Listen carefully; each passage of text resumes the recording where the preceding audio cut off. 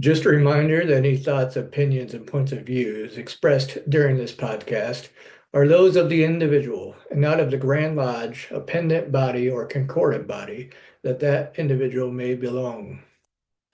Hey everybody, how are you?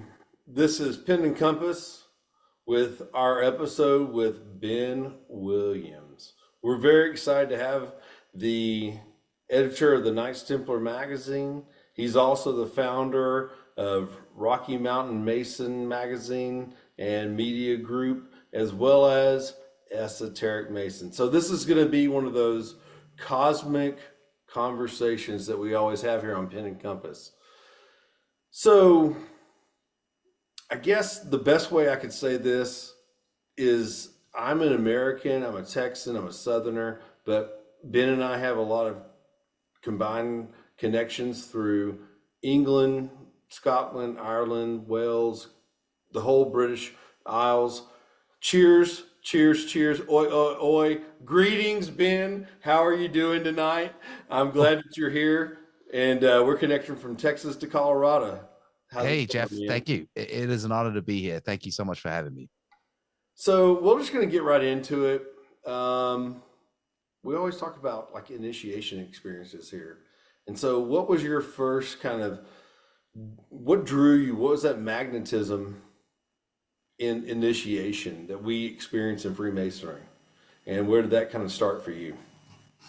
Well, it's kind of it's a bit of a long story. It's a bit of a personal story in a way, but I will simply say that at the time that sort of Freemasonry found me, I was petitioning political issues up and down the West Coast. This was probably the early 2000s. And I just, yeah, maybe 2003, I think it was. I graduated college. I left a job in Telluride working for a media management company, placing ads on television. And I ended up going up and down the West Coast petitioning political issues. It's a terrible fact that democracy can be stimulated in this manner, but it is a way to travel. And basically, one would stand outside of a Walmart or something with a clipboard with a petition on, right? And you would get signatures, and they would pay you per signature. So a pretty scurrilous undertaking, to be fair. But the way to get something on the ballot. And I was kind of lost. I'll be honest, Jeff. I was completely lost. I was at that stage in my life where I was searching for a direction. I was out there with a friend of mine, and he had gone back east, and I was alone. I found myself in Seattle, and I'd just gone through Portland, and I'd gone through the University of Portland, and I went into their bookshop, which is a really amazing bookshop, and I bought a couple of books. One of them was, of course, the three books of occult philosophy. I bought a bunch of other sort of esoterically minded books, and I grabbed this last one, a very thin, small book called The Way of Hermes: New Translations of the Corpus Hermeticum, right, about Hermes Trismegistus. It was a very thin book by Inner Traditions, and away I went. And I happened to be in Seattle when the Ouroboros Press first edition of the Picatrix came off the press. They had done this the old way. It had been translated from the Arabic manuscript by an FBI translator who had been employed by William Kiesel, who, if you don't know, is an amazing publisher of old style books. Have a lot of respect for William. And I happened to meet him before he became kind of famous. It must have been in 2003, downtown Seattle, sort of in a subterranean small bookstore that he had next to Ars Obscura, who were using the old wooden letterpresses, cutting the wood type and squeezing the manuscripts. They had like paper up drying and everything. And I bought a copy of the Picatrix and the Heptameron from him. I knew nothing about these texts. I had fallen into this kind of, I don't know, I've been exposed, I guess, to this transmission through the internet, through an astrologer called Christopher Warnock, who I also commend to everybody's attention because I think Chris has done an amazing job of reawakening the Renaissance worldview, something that I think is very, very much a part of the fabric of Freemasonry. And So, anyway, I was reading those two books. I was reading the Picatrix mainly, and the Corpus Hermeticum, the new translations of the Corpus Hermeticum, the Way of Hermes, and particularly the definitions of Hermes Trismegistus to Asclepius, which are 10 short tractates. I like to call them logic circuits. And without getting into too much detail, they changed my life. I mean, they absolutely changed the way that I see and experience reality. I quit my job the next day. and I drove all the way back to Telluride without stopping. I tried to give my shoes to the cathedral, the only place I knew that was a holy site between Seattle, where I was, and the route I was going back to Telluride, Colorado, was the Mormon temple in Salt Lake City. So I wanted to give my shoes and leave them on the just down steps. the street from the Grand Lodge. 1912 Masonic Temple, where, Yeah, I did not know that Fanning at the always time. hangs out, right? Yeah, and I did not know that at the time. So I tried to leave my shoes Glenn, there. and our buddy Glenn Cook. Of course, yes, and Jason Varner and a lot of the good Utah Masons. Yes, et cetera. Yes. So anyway, to cut a long story short, it was all being, I don't know if it was being renovated or what was happening, but it was covered in scaffolding. There were all these bright lights, and I didn't really feel comfortable walking down to this place and putting my shoes down there, which is kind of an odd impulse if you think about it. So I ended up trying to give them to somebody in the gas station, which was kind of an odd situation. And then I just kept on driving back. I drove back to Telluride, and I somehow knew that the community that was in possession of this treasure was the Freemasons. That the Western mystery tradition was being kept alive, smoldering perhaps, but kept alive by this fraternity. So I ended up, petitioning a lodge maybe a year later and was initiated in Norwood, in Nucla, the town of Nucla, Colorado, which is in the middle of nowhere, Norwood Lodge number 111, by maybe 7 brothers who were, really good, salty Masons. We did it mouth to ear. They cared enormously about the ritual. They cared enormously about square corners. They cared enormously about letter perfect work. They didn't really care about the esoteric side of stuff, but they were the curators, the custodians of this treasure, and they ensured that it was kept intact. And I found that very, I respect and love all of them. Most of them are dead now. I think, in fact, probably all of them are dead now. But I went through the old way, mouth to ear. I would drive down to Nucla. I'd sit there with a guy called Ben Sievers, and he would propound the usual questions. I would give the usual answers, and went through as quickly as they could accommodate it. It was hard because they were few in number. But yeah, I mean, in a nutshell, that's how I came to Masonry. I changed my life for the better, I think, in ways I could never have expected. So how many years ago was that? That was probably 2008. I think I became a Master Mason in 2008. So it might've been 2007. So sometime around there, 2006, 2007, 2008, somewhere in there. Cool. So was there anything before that? For me, I had my college fraternity initiation experience, but I would even say, I've thought about this since we've done Pen and Compass and since I've done my episode 3. And I would even say the first time I heard Latin sung in my Baptist church back in 1980 something, like Reagan is in the White House probably.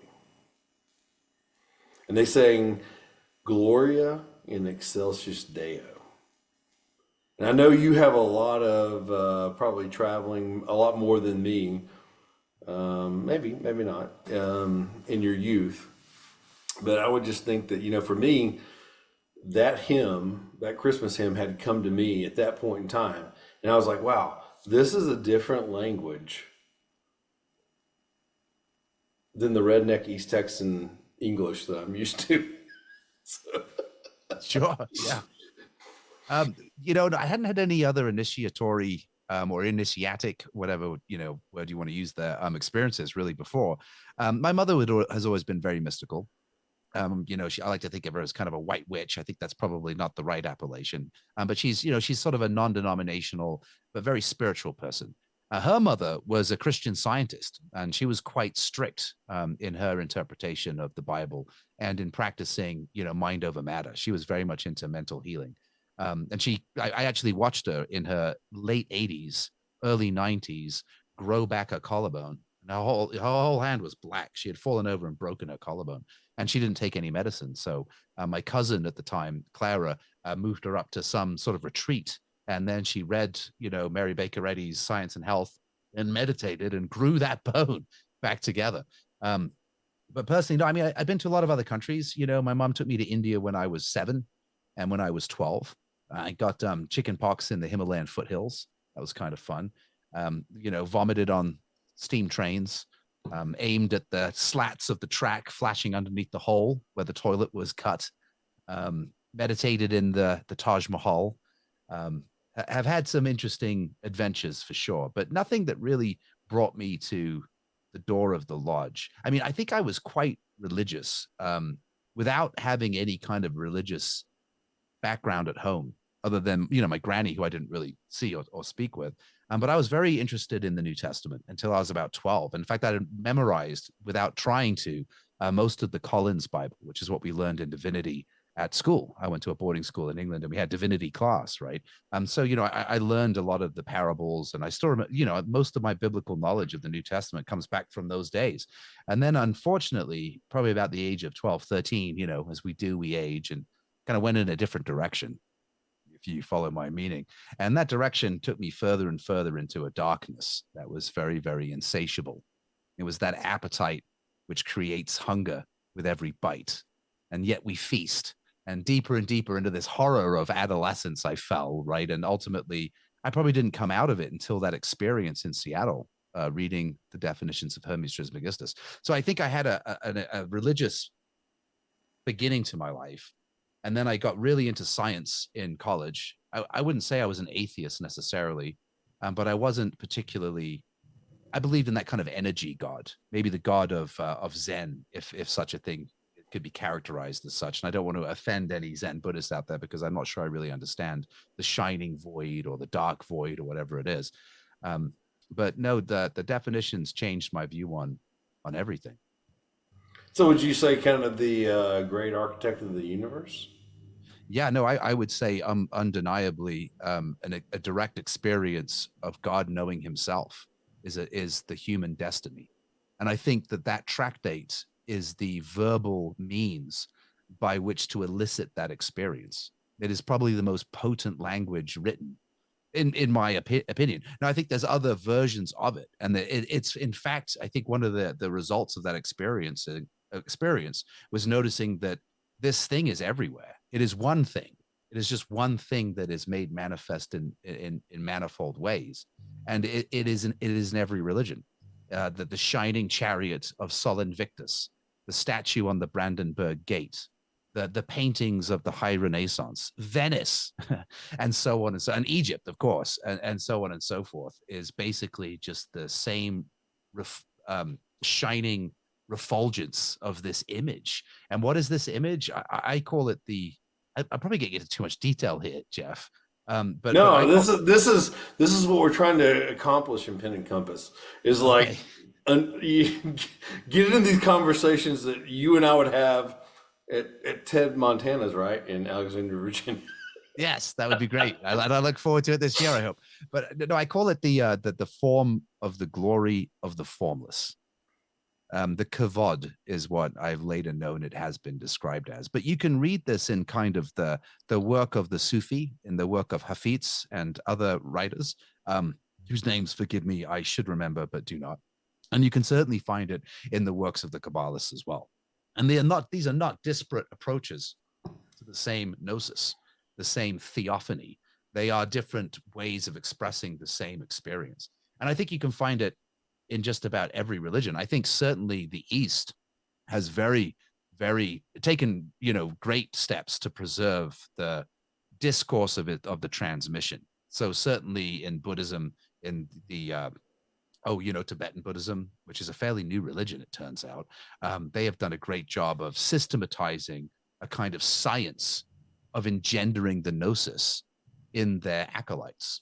And I think Freemasonry, in its forms and ceremonies, is really an attempt to bring about the awareness of this experience, if not the experience itself, hopefully the experience itself. But there's no way to do it. One of the things I think that becomes apparent is that it is so simple and so obvious and at the root of all things that it hides from itself, or we hide from it, is the better way to put it. And I like to say that if you put it in words, people will snatch ghosts from between those words, ghosts, Jeff, that are already haunting them. And so it is that every book becomes a graveyard. And we learn that the best way to preserve and to transmit this experience is in silence, because it will be perverted. It will always be perverted, and it will always be put to the ego. I'm seeing it happening right now. I mean, 20 years ago, you couldn't find the word pick a tricks online. Gayat Al-Hakim brought up 0 results. Nowadays, it's everywhere and everybody's talking about it, and it's being sort of trivialized, adulterated. The secret garden has become a commons.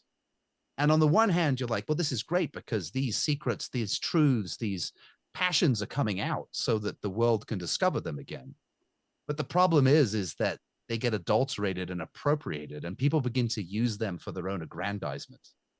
You know what I mean? So all of a sudden, people begin to adopt personalities of the witch, the personalities of the wizard, and they begin to sort of project an image, which it kind of, it adulterates it. And it's a sad, sorry thing because it changes people. And I've also seen people go nuts, Jeff. I've seen them go crazy. That's, I should say that that's kind of a personal opinion, right? That's a personal opinion. But I think that's also why this stuff has been secretive. I mean, the last time there was a great occult revival was probably in the 1930s. And if you think about what, I got to get rid of my own face there. I think my mouse has lost its power as well. So I'm going to have to look at my own face. Let me see if I can plug this in too. The last time there was a great occult revival was probably right in the 1930s. And if you can imagine, if you can remember what happened then, it wasn't a good thing. And so we're in the midst of kind of another great occult revival. And for some people, that's a great thing. But on the other hand, I'm not sure. I don't know. I guess we'll find out, right? I guess we'll find out. I just think a lot of this stuff is subject to abuse and to total misunderstanding. And the problem with misunderstanding it is people get hurt by it, and people can hurt themselves by it. You know, people start invoking demons and whatever. It can be troublesome. And additionally, you can have backlash from the crowd, right? The crowd doesn't necessarily appreciate these things. People have been burnt at the stake for these things. You think of Giordano Bruno, a man who wasn't in any way wicked or evil, but because he owned the Picatrix, the Gayat Al-Hakim, and because he said that the earth revolves around the sun, and because he said there were innumerable worlds and stars with life perhaps on them, he was killed by the Catholic Church, in 1600. Now, I don't think that we have to fear the church as much as the state, which is certainly what happened, of course, in the 1930s, right, with the sort of fascist uprising of the Nazi Party, who themselves were probably using the darker sides of these powers.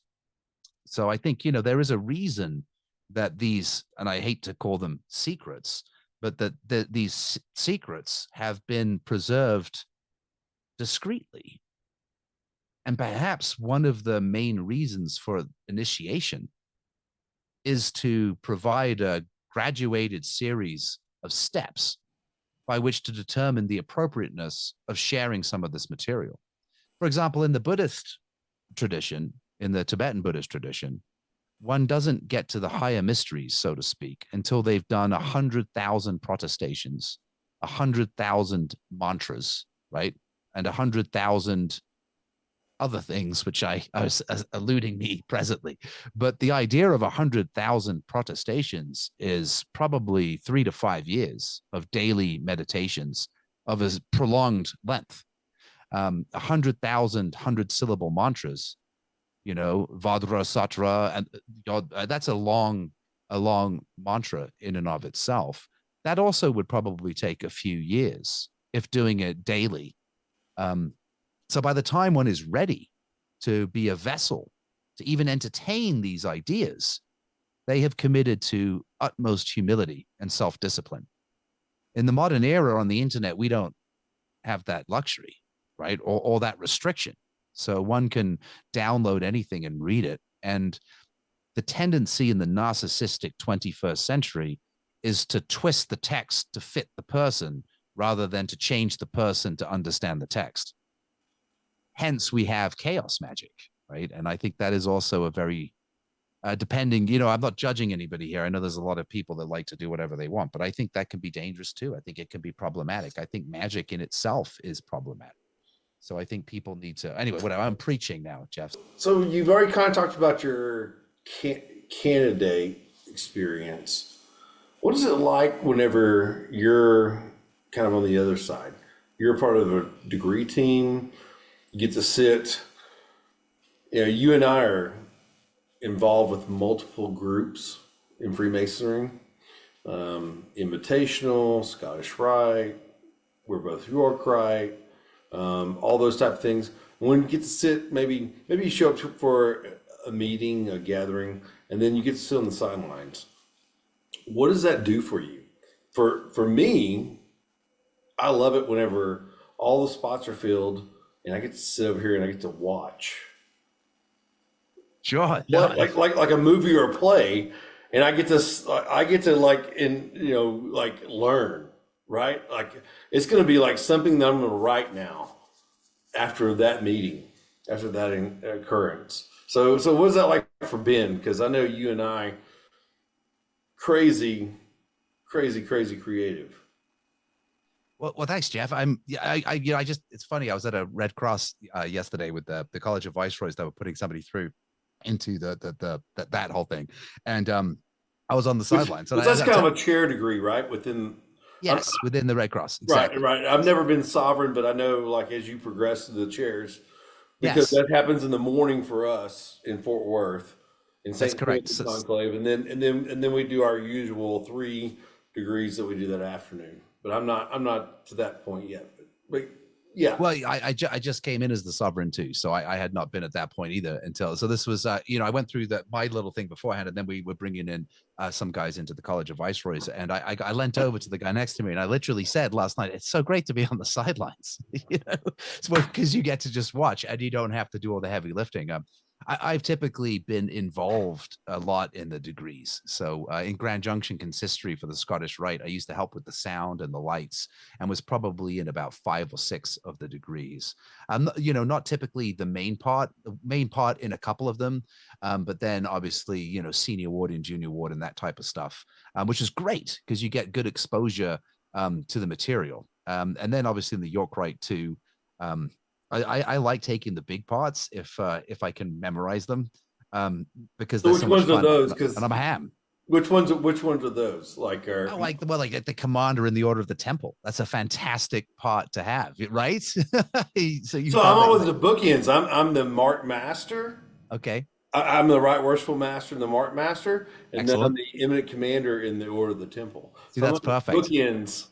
Yeah. I used to do the high priest in the Royal Arch degree. I haven't done that for a while now because I've been absent and other people have taken it up, which is great. But we got to a point where I think maybe 2 people could do it in the state, me and a guy called Don Nichols. And then, obviously the principal sojourner is the other really big part in the Royal Arch. So there's a couple of people that can do those. And then I get to do, Zerubbabel. I think it's the master commander, I forget what his name is in the actual ritual, but he's Zerubbabel. He's in the illustrious Order of the Red Cross. Yeah, which is one of my favorite parts. Yeah, so that's Zerubbabel is actually the candidate. So it's the guy who's leading it, the master of ceremonies. The master of ceremonies is leading. Yeah. So yes, I get to do that. But you speak for him, right? So I always think that and that's a fun part. Especially great is truth. Yes, exactly. Magna est veritas, basically, right? Et prevalebit. And I've also got to do the one of my favorite, the Perfidious King Zedekiah. I haven't done that for a long time, but that was a lot of fun with my friend Scott Wilson. Scott Wilson would be, Nebuzaradan, and I would be Hezekiah. And when I was taken to Babylon, he would, in chains, bound to Babylon. He would literally, because he's a huge guy, and I'm 5'9", but he's like gonna be 6'3", and he's massive, probably like 400 pounds. He would just like throw me across the room. So that was always a lot of fun, But the commander, super excellent master's degree. Yes, the super excellent, exactly. Yeah. Yep. And then the obviously the commander. The commander is a fabulous part. So there's those long, beautiful, eloquent, just amazing things you get to memorize. And they teach you so much, right? Those odes and all that beauty. And so, that's why I love the York Rite. Is it reminds me of, so I'm a member of Kappa Alpha Order, and the guy who wrote that, there's probably 2 or 3 guys back in from 1865 to about probably like 1915. And we get the greatest hits. And for me, whenever I go and watch the Order Scarlet Cord, which you and I both are a member of. You know how that's like the greatest hits. I don't think Like, I am a member of that, actually, Jeff, to be honest. well, you need to do that at Masonic Week, man. Yeah, I am. Yeah, I've gone to Masonic Week for probably like 7 years, and I've never attended the meetings. Well, That's a terrible thing to admit on a podcast, but it's true because yeah, I'd only go for no, that's okay. Philadelphia's, That's right? okay, And I'd be but hanging out talking to people outside. well, you know, I'm kind of that way too, right? Like people like, did you hear that like deal? I'm like, yeah, like tell me about that because I wasn't in there when we voted on it. um, so the Order of Scarlet Cord is like the greatest hits. I mean, Okay. it takes the Battle of Jericho, like the nights before the Battle of Jericho, kind of manifest. And I think for you, who I know who you are and what you've studied and what you have focused on in your kind of esoteric background, it's like the greatest hits of all Freemasonry for me. Oh, I'm gonna do it now then, Jeff. Thanks for the So synopsis. so so for me, it's like it's all the awesome things out of the Blue Lodge. There's elements of the chapter, and there's elements because you have a consistory, so there's elements almost of like the Scotch Rite and the York Rite, and so it's like this whole thing of like the three bodies coming together in one, as far as like all the Latin that's going in there and the Egyptology and all this stuff that's like, Wow, yeah, that it's sounds interesting. great. Well, maybe I'll do it. I've been trying to think about getting to Masonic Week this year. I was probably going to take it off this year because of just significant outlays in travel already. But I know lots going on this year. And I got a lot of friends that are going that haven't been for a few years. I'll see you at Masonic Week. I'm like, man. So maybe I'll see you there. I don't know. I gotta convince my wife. So don't fret because a lot of times the first, second, and third grade are already conferred around, like in Kansas not too long ago, in Indiana, in Ohio. So you have multiple opportunities. California and those type of things. Texas, we just had one back, I think in like October of this year. The Gulf Coast, Order of Secret Mind. So a lot of that kind of stuff is being kind of showcased. Yeah, sure. No, I Whereas just want with to go to Scarlet meet Cord, all the guys that are going to Masonic Week this year. It's going to be a big year this year. I can tell because I've been getting texts and emails from a lot of folks, some of whom I haven't seen there for a while. So I was like, the 1 year I'm not going, you're going. Great. Again, I'm less interested in the meetings than just the camaraderie. I have a friend of you and I mine. have had a lot of fun, like Yes, we have. after 11 p.m.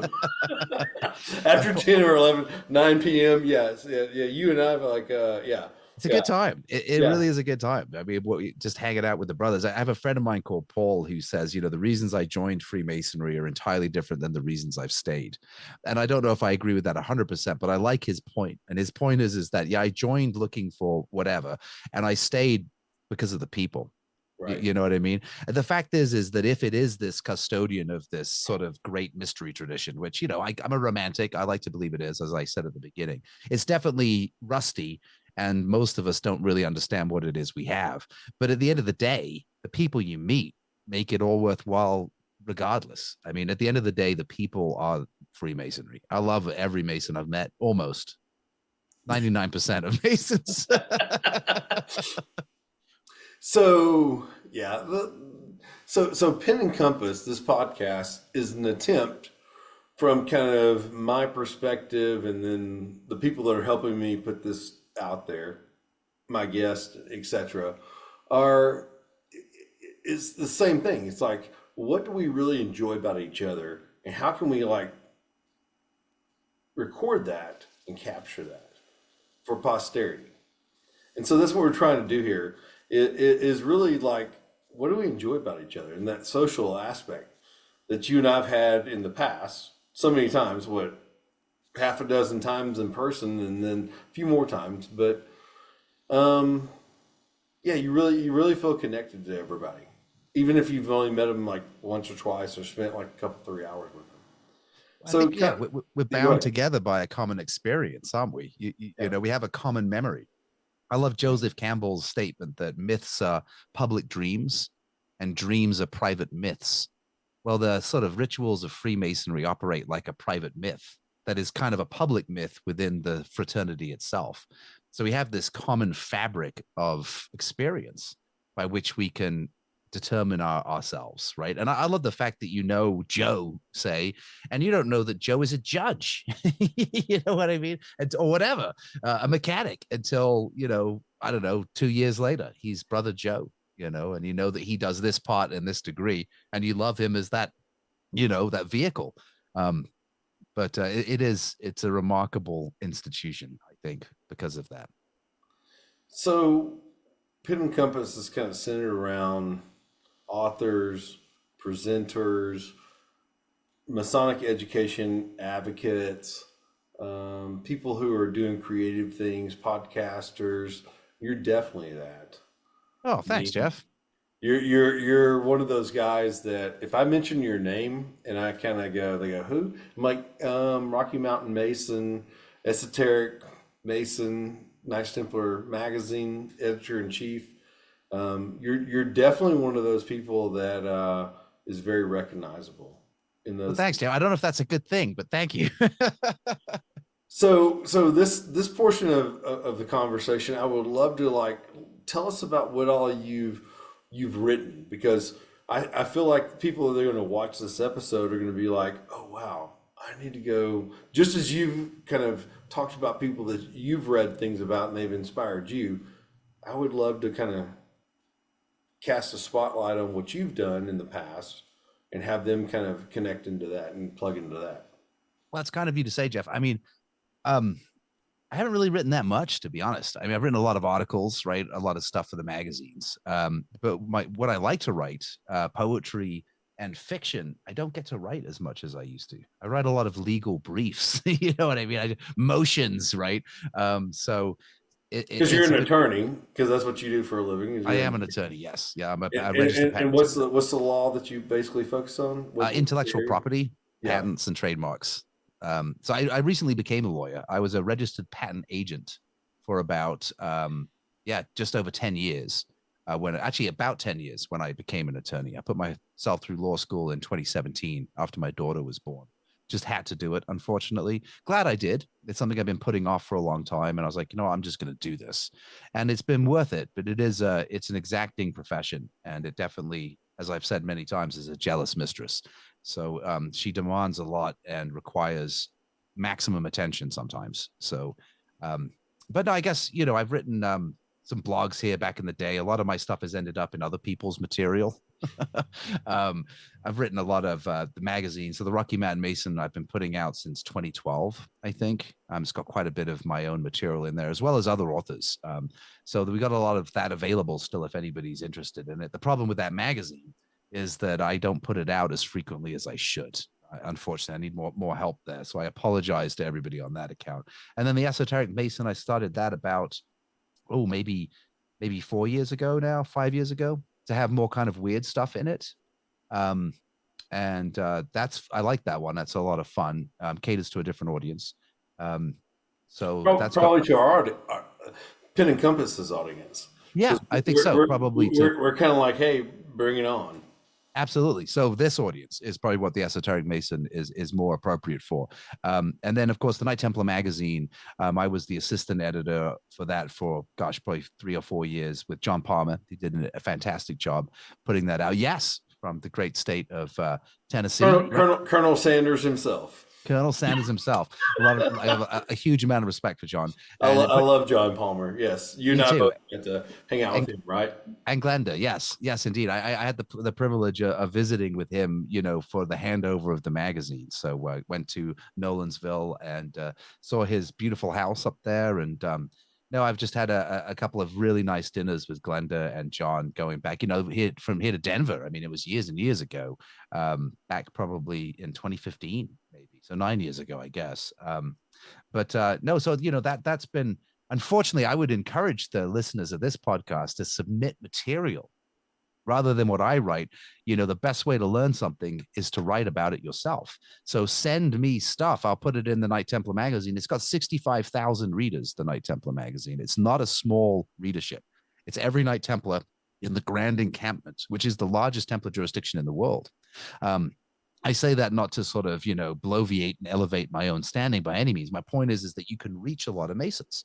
And if you're interested in sharing ideas in a way that isn't controversial, because when you're dealing with the Grand Encampment's flagship publication, you've got to cater kind of to a mainstream audience, a mainstream Masonic audience. So Masons are naturally not mainstream. So that shouldn't sound as bad as it may have sounded, but you want to, you don't want to write about something that's completely off the wall. And we have an editorial review board that votes what to publish and what not. But, I'll give you an example. My good friend, Patrick Day, who was a great writer, he wrote an article about Espinosa's skull that was somehow found up in probably Denver, Colorado, Commandery number 1. Somehow appropriated this relic. And of course, this guy Espinosa was one of the Espinosa brothers, who was like the original serial killer in Colorado. I think serial killer is a strong word. He was a guy who just started shooting white settlers because he was angry. He was a Mexican. He'd been mistreated. And, he's one man's revolutionary. He's another man's terrorist. I'm not going to judge or come to any conclusions here. But he did kill a lot of people, and he was hunted down, probably deservedly so. But somehow, allegedly, the Denver, Colorado Commandery ended up with his relics, his bones, which is kind of weird and strange. That got published in the Knight Templar magazine. And I told Patrick when he submitted it, I'm like, I don't think the Knight Templar is going to publish this. I'll tell you that right now. I will put it in the Rocky Mountain Mason. No problems there. But I don't think the Knight, I don't need to be disappointed. And then I thought to myself, well, I'll submit it to the editorial review board because he submitted it for that reason, right? And it was a unanimous vote to publish it. One guy didn't respond. So it was basically a unanimous vote to publish it. So I was like, well, I guess I'm the prude. So if we're going to publish that, I think you can publish quite a lot of stuff. It was a good historical piece. So I think it was two issues ago.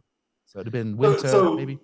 So I have, back in the John Palmer days, I'm a contributing author to the Knights Templar magazine. I'm a veteran. Oh, good. It was a melancholy memento of mortality is what I Wow. wrote. Okay. Yeah, and it's still out there on the internet. But so what would be the one thing that you would say that you would be the most proud of? Like I could think about that, and I won't go into that whole thing, but I'm just saying what's Ben Williams written that you're like, pretty proud of that. I'll stand behind that. Geez, I don't know, Jeff. That's a tough question. I mean, I some of the early fiction that I wrote in my 20s, I was kind of proud of that. When I was going, I was in school. I was in an English class that was an invitational only writing class at the University of Maryland, which at the time had a very prestigious English department, especially for a state school. So I like my poems. Actually, you know what I am proud of, Jeff? I am proud of my poem, 33 Squared, that was dedicated to Rex Hutchins. That is something that came recently. And I think Rex had a hand in writing it from the other side. Right. I really do. I mean, it just sort of came out of nowhere, that poem. It was the night before I was going to speak at his funeral in Tucson, Arizona. The night before, it just came. I was walking back from I had dinner by myself, and I was sitting next to a very attractive young lady. We sat down and we hit it off. We were talking about stuff. I probably drank too much. We got onto the subject of gender, which is obviously not a good subject to have. And she was of the opinion of one side of that issue, and I guess I'm of the opinion of another side of that issue. Anyway, I left, and I felt this discomfort. I felt this, pain of not being understood, and that I felt really kind of put out by the experience of the whole night. And I was kind of walking back to the hotel. I definitely had too much to drink. And the poem appeared with the footfalls on the way to the bedroom. And I wrote it that night before I went to sleep. And then I woke up and I actually read it at his funeral. But I thought it was a good poem, to be honest with you. I thought it was a good poem. So Rex Hutchins, never got to meet him. I'm not good about reading a lot of stuff, but you and a few other people that I'm connected to talked a lot about him. I love Before he Rex. passed away, and then as his passing happened, and that passed. So those of you who don't know, he was very involved with writing a lot of the things that went on in the southern jurisdiction of the Scotch Rite. Yes, he rewrote the degrees. Actually, he wrote Bridge to Light. Bridge to Light is probably the book for which he is most well known. And it was the companion to the 32 degrees communicated. Well, I guess 29 degrees communicated as part of the Southern Jurisdiction Scottish Rite, and it was really the key to unlock Pike's mastery. One of the things he did, which I don't think he himself was ultimately proud of at the end, and it's the one thing that I kind of wish he hadn't done, but I think maybe it was necessary. He also rewrote the degrees of the Southern Jurisdiction of the Scottish Rite. He cut them down.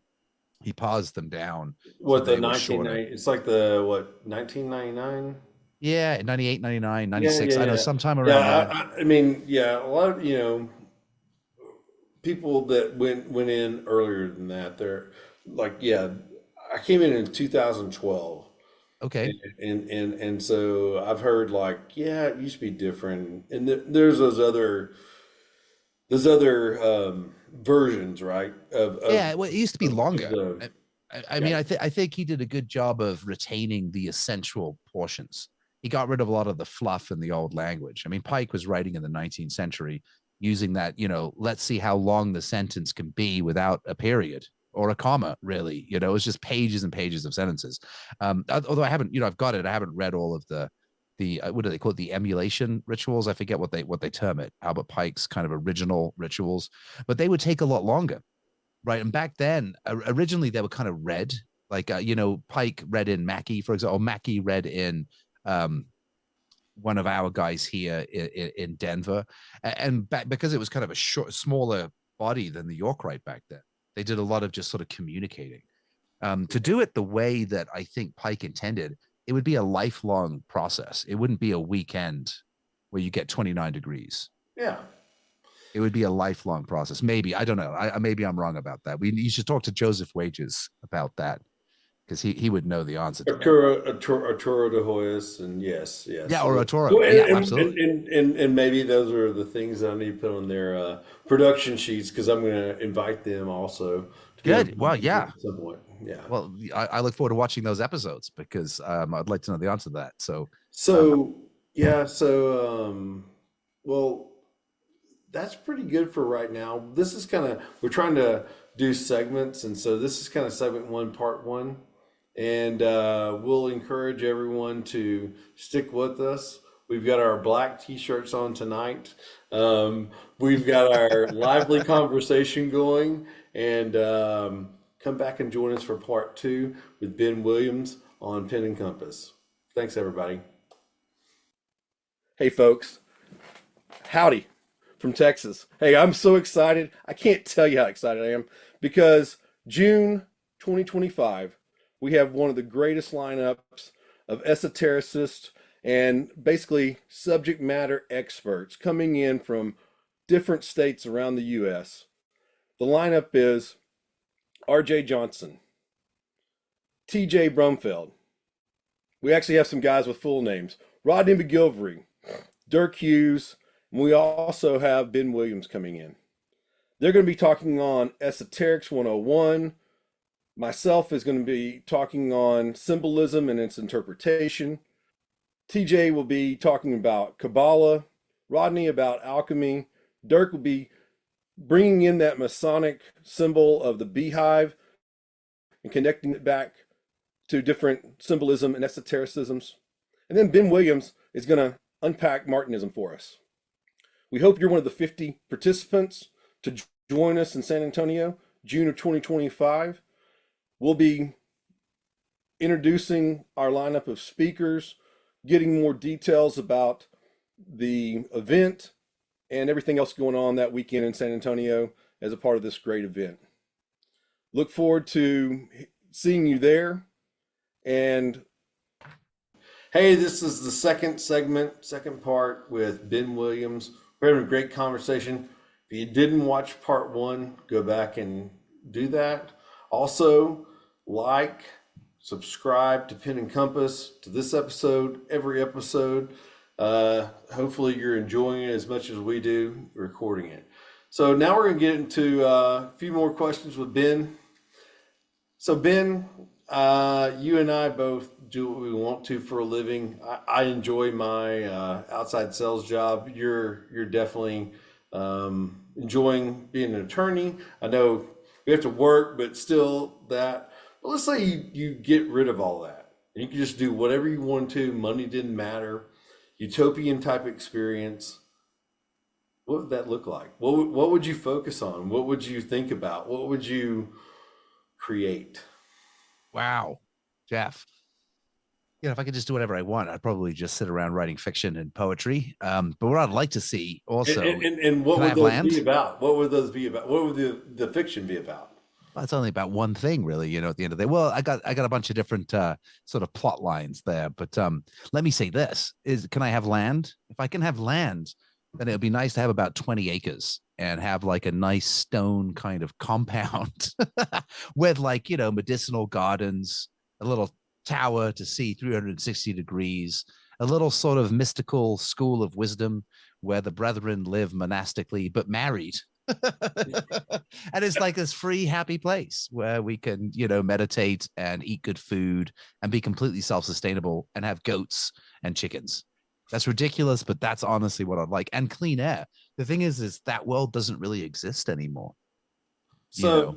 So you have a spot for me to come hang out Yeah, come in my on. robe. In my robe. And you have to bring a robe. It's very important that you have to bring a robe. Yeah, with a cowl.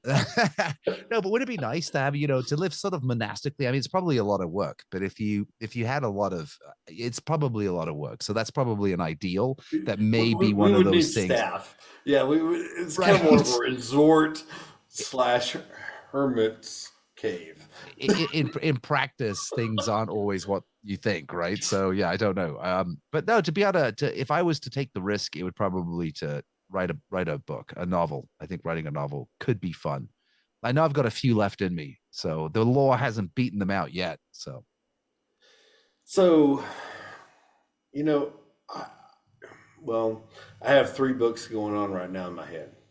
oh, good for you. And All kind of right, in my notes. And so one of them is the practical interpretive methodology for symbolism as practice, which nice. Okay, you kind of know that goes along. And then I have one that I want to do for it's kind of sci-fi. I always say it's kind of Doctor Strange meets um, Lord of the Rings that sounds kind meets of fun. meets the Royal Arch and the Rebel. All right, okay, yeah, Basing yes, it in what we know of the Royal Arch and the Rebel, those things of Order of the Red Cross, Knight Masons, and using okay. that as kind of the backdrop and the setting and the pinning and the foundational of that. And then I'm writing a third book that's a children's book. You know, that would be fun. I've written a children's book. I haven't got it published, but I have written one, so that's cool. So, and it's a series of my niece was born last June. Nice, And her name is Sophie June with her last name. And so I jokingly call her Junebug is my nice, nickname for her. And then right? they have a dog named Penny, so I'm just kind of like Junebug and Penny, and I'm writing about them. That sounds And great. hopefully that'll all like manifest itself out in the public in the future. That But sounds great. those are always awesome things. So it's really interesting that you would want to. It's, of all the people that have answered that question, you and I are probably most aligned on that. By the way, Yeah. I'm like, yeah, like where do you want me to like what gate do I come in your compound and I'd love to like can we take Be pictures open. from the Yeah. do I get a photo release to take pictures from the tower that you're talking about? Yeah, well, we need 360-degree view of a unfettered sky, you know, no light pollution. But you know, some Masonic things I would like to write. I have been meaning to write, and I started, and it's just an enormous undertaking to do it properly. I wanted to write a restatement of Masonic jurisprudence because I think that is needed with all of these sort of weird autocratic grand offices that the craft has been experiencing over the last 5, 6 years, maybe decade. we've got to get back to the idea of representative governance and servant leadership. And I think that's definitely in all of the old charges, obviously, and in all of the old jurisprudence books, and then sort of putting them into a restatement that lodges can refer to as kind of a not mandatory, but persuasive authority in determining whether someone is crossing a line or how best to run their lodge. And the other thing I wanted to do was an introduction to astrology, the astrological symbolism, the language of the stars, because I get asked that all the time. What should I read to get into this? Because, I've always said, Jeff, that the most important thing about learning astrology is not divination, right, or magic or horoscopes. The most important thing is the symbolic language that it evidences. And you'll never see Shakespeare the same if you understand medieval or Renaissance astrology. His plays, but just are full of it and rich. It's a rich symbolism, a universal symbolism that is highly worthwhile. So I've been thinking about writing something like that too. But every time I start, the law jumps up and takes a big bite out of my butt. So you just get stuck doing that. But it's fun. It is fun. Could I read you a poem, Jeff? It's a very short poem. Rock away, man. It's very, very short. Yeah. I wrote this poem years ago. It was probably in 2012. I put it in one of the first issues of the Rocky Mountain Mason. And I don't even remember what the title is, but it's actually in the, I don't know if that's coming up with my background, but it's in I put it in this Easter observance program for the last year's Easter sunrise service here in Denver. But you'll recognize some Masonic symbolism, perhaps. So it goes like this. It says, I traveled fast for an evergreen, falling first here in between, such disparate worlds, the vast unseen causes. Aloft, the wilderness of bone and flesh, the shadow of my emptiness pauses. Some went north, and some fled west, seeking the path through bewilderedness where silence ceased. Some went west, but I went east. It's got a bit of Masonic symbolism in there. I love it. That's great. So you're going to provide me the copy there, right? Email. Sure. Yeah, I'll email you that. Absolutely. Got a problem with that? I would love that. Wow. We haven't had anybody read their own poetry. Well, I'm going to read you my Rex Hutchins one at the very end. So if you awesome. Let me. Well, that's exciting. That'll be in part probably 3 because sure. Yeah, the very, very end. Actually, you know what? We'll do it in this part right here because part 3 is a little bit more laid back. Okay.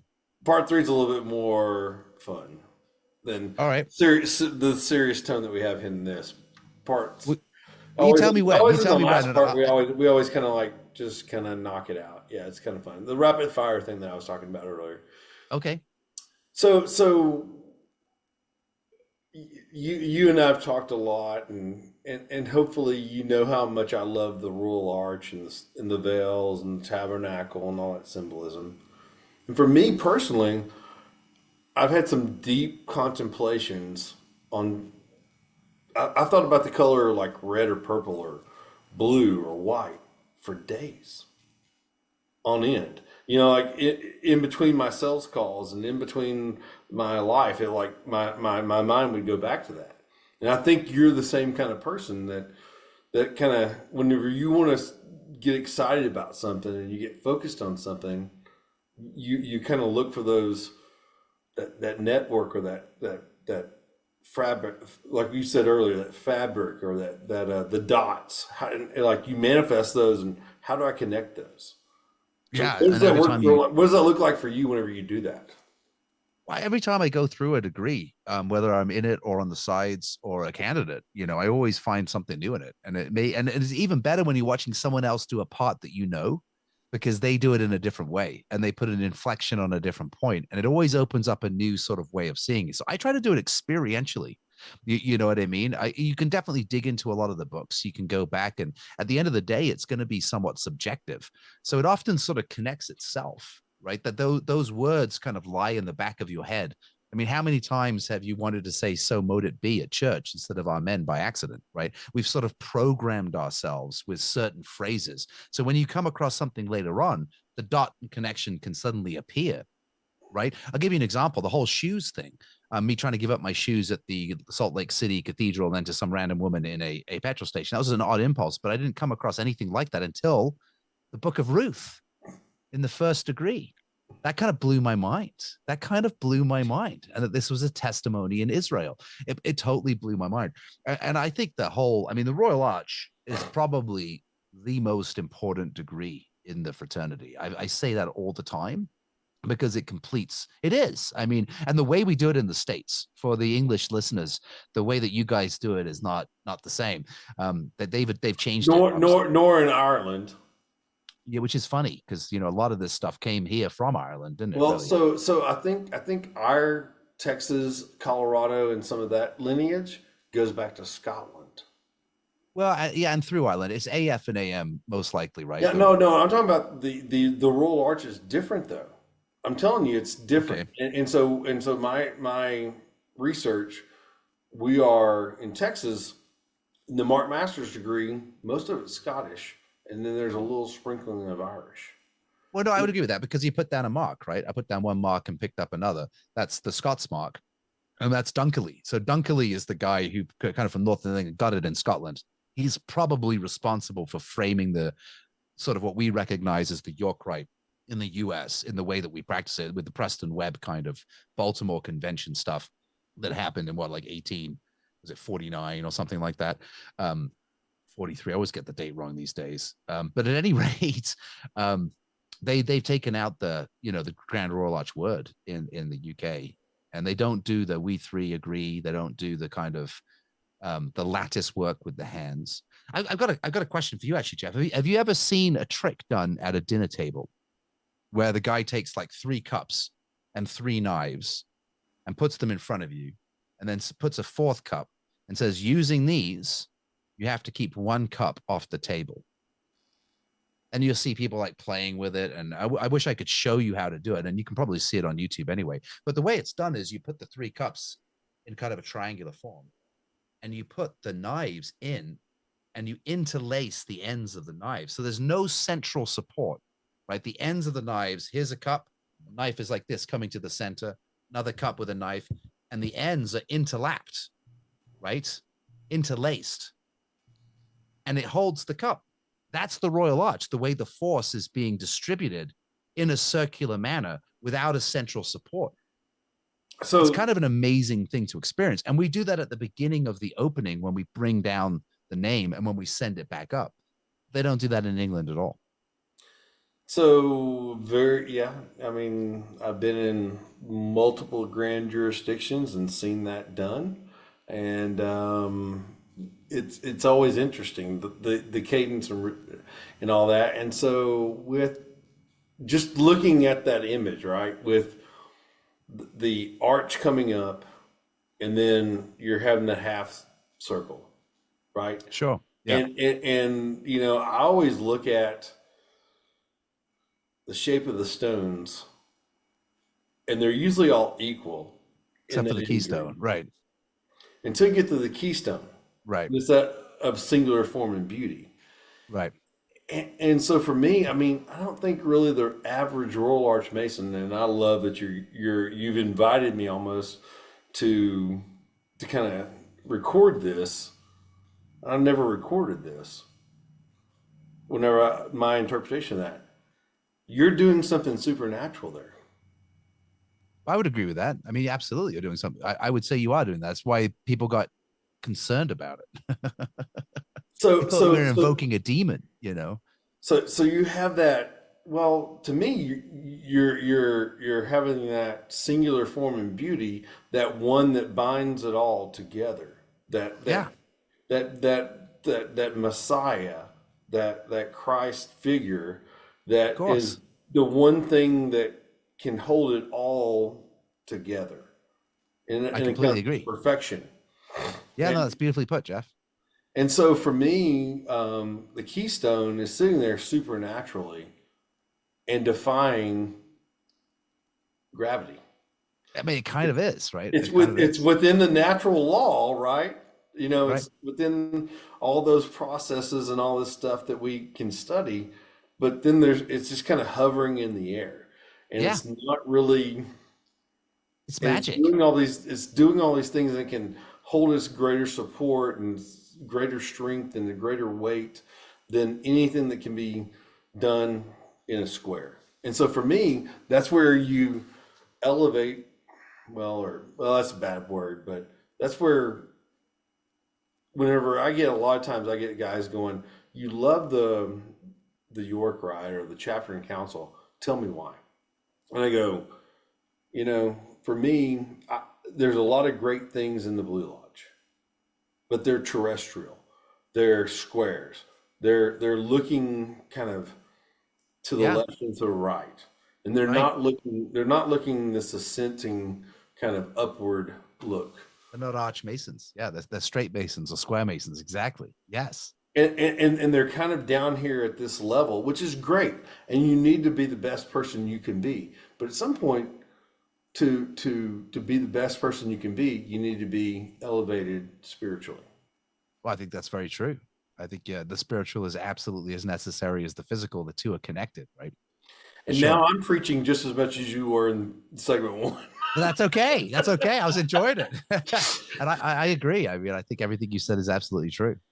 And we say it in the degree, right? We say it in the ritual. Yeah, and so Sublime, and we've reached the pinnacle of our sublime and royal art. and like you said, that offends some people in a way because they don't really connect to that. And in a way, it's this. Well, I don't want to say it's a shame, but I wish they could find that gear in their own heart. I'm just excited how you're so engaged in this episode, man. This is I'm having fun. I'm Right, can you see having this? fun. Right? Yeah, I see. 3 glasses, All right. 3 Yeah. knives, and the 4th glass. So the what chi- we may do here is show. Okay, so all right, just a second. I'm Well, gonna be well, here's quiet. the challenge is to keep this off the surface using only these implements, and you can't touch. They can't touch. Just the knives and the So glasses. just So a this sec, is just a this is sec. I'm the gonna this be is the like, secret of the Royal Arch right here. I don't know if this is going to work on the screen in the manner, and I haven't practiced this before, so this is going to be quite interesting. I'm trying to get it so it's visible. Let me move it like this. You can see I'm wearing my pajama bottoms here. I have not got out of my pajamas all day, so you're learning a lot about Ben Williams. All right, so like you want to do this? No, that's not what we're going to do. We're going to do it like this. I may not even have enough room. I don't know if I can. This is complicated. Hold on, let me see. I think I've got the wrong size knives. I apologize. If you haven't seen this before, it is kind of cool. If I can get it to work, I don't even know if I can get it to work. To be honest with you, it's so. Hold on. How did my friend do this? There it is. You see that? Look at that. Look at that. Right? Do you see that? There is a span. Right? There's a span and there's a triangle in the middle. I'm trying to get this so that it's safe. Ta-da! Check that out. That's just crazy. To me, that is crazy. Jeff, did I lose you? Did you see that? Look at that. amazing. Isn't that wild? I mean, okay, it's to an engineer, it's probably quite simple. But when I first saw that, it still kind of blew my mind.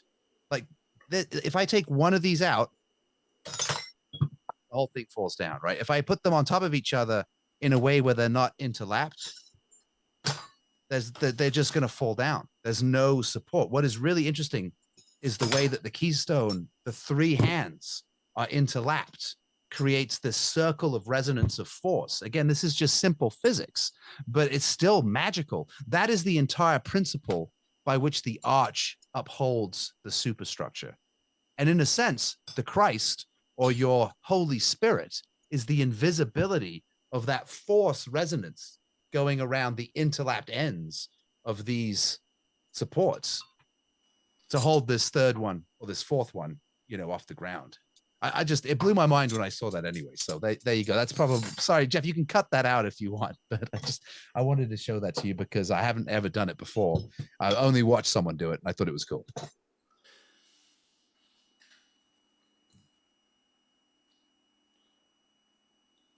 So we are always looking for like shorts opportunities on the channel. Beautiful. No, Okay, no, good. we'll try to figure out how to like put that together. Does that not work? I'm sorry about that. Okay, if that didn't No, I work, I love it. apologize. We're still recording. Okay, all right. Well, good. All right, good. No, I've just been like rolling tape on all of this, and so we'll.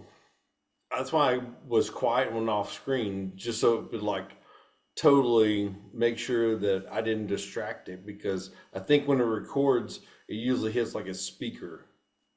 Whoever's Yeah, speaking to. you should get 2 tracks and 2 videos, and depending on how you do it. I don't know how you set it. Well, I'm doing it in a hotel room in San Antonio right now near the airport because that's You where know, I'm but your on Zoom, Sunday. Your Zoom is recording it in the cloud, and it's writing your track, my track, and the 2 videos, and you can put them how you want when you go to make your YouTube video.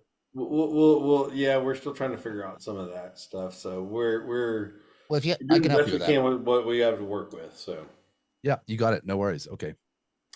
Well, anyway, so I sorry, I didn't mean to derail the conversation there, no, but you no, it's great. No, demonstrative. I appreciate the passion and man, you're having a good time, and Yeah, I'm having a good time, Jeff. It's good to see you. It's that's been too long. This is well, better than the law, Jeff. That's the dirty secret. Masonry is a lot more fun than the law.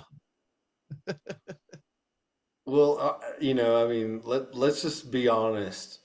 Whether it's on Facebook or whether it's in person, and I drop your name, and I'll go, oh, by the way, he's going to be, and we need to do a commercial, by the way, um, at some point. Actually, let's do it now.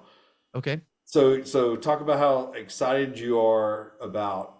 I'm going to prompt you, and then you need to talk about how excited you are about the Esoteric Summit on June the 7th, 2025 in San June Antonio, 7th, Texas. 2025 in San Antonio, Texas. Right. Okay. Okay. So, hey, Ben, glad to have you on Pen and Compass. Let's talk about the San Antonio Esoteric Summit. Tell us about why you're excited to be a part of that. Well, Jeff, I'm not going to give away too many secrets, at least not here on the podcast, but I am excited about June 7th, 2025 for the Esoteric Summit at San Antonio, Texas, to participate with some of my great friends and brothers and seeing a lot more of you there. It's going to be a great session and we're going to have a good time and I hope learn a lot from each other, as well as probably socialize heavily. So there's only 50 tickets, folks, and Festive Board is even less. So go to Facebook, sign up today, buy your tickets, and come be a part of one of the greatest esoteric summits in 2025 that's happening. Thank you, and we'll see you there. It's going to be a good time. All right, so let's go back to. So, hey, everybody, this is episode 3, or actually part 3, segment 3 of Ben Williams. We're having a great conversation, and I'm enjoying being here with Ben. We're very like-minded in so many ways, esoterically, mystically, and a lot of other things. So, Ben, what motivates you and things? Do you ever collaborate with anybody else? Do you ever work Yeah. on things and kind of do this duet thing and write things or present things with anybody else? Sure. I mean, I've worked collaboratively on some projects, but at the end of the day, yeah, I mean, we had a great committee for the Education Committee of Colorado, for example. We had a great committee for the Education Committee for the Grand Encampment. So absolutely. I think what often happens, and I'm more of a loner, unfortunately, than I am a collaborator. I wish I was a better team player. And my weakness is failure to delegate well if I'm the committee chair. And my other weakness is also kind of a strength, but it's mainly a weakness in a team setting, is I tend to just charge off by myself when I'm told to do something. Because at the end of the day, I know that I'm going to try to deliver what I want to see. And when there's 2 people involved, it's no longer your vision. It becomes, more than, which is a good thing. So I love to collaborate. I just have to find the time to do it better. And I need help. In fact, Jeff, you're a salesman. Do you want to sell ads for this shouldn't be on the podcast, but do you want to sell ads for the Knight Templar magazine? Let's talk about that afterwards. You and I've talked about that before. Yeah. Have we? So Yeah, we've kind of dealt on. Yeah, you and I. Yeah, whenever we talked. Yeah. Whenever you Okay. just took over as editor in chief, and you told me some of that. Um, for me and you, I think there's some of the same thing, but I really have enjoyed in the last few years. There was within me, I had to kind of come to the concept, what I say now, of being the Willie Nelson, because Willie will do a duet with anybody. Well, that's great. Yeah, yeah, yeah. Which is what you should do. And so I find ways that's like, you know what, about the subject of Zabud. In For me, I know about the side of it from the York Rite cryptic side of it.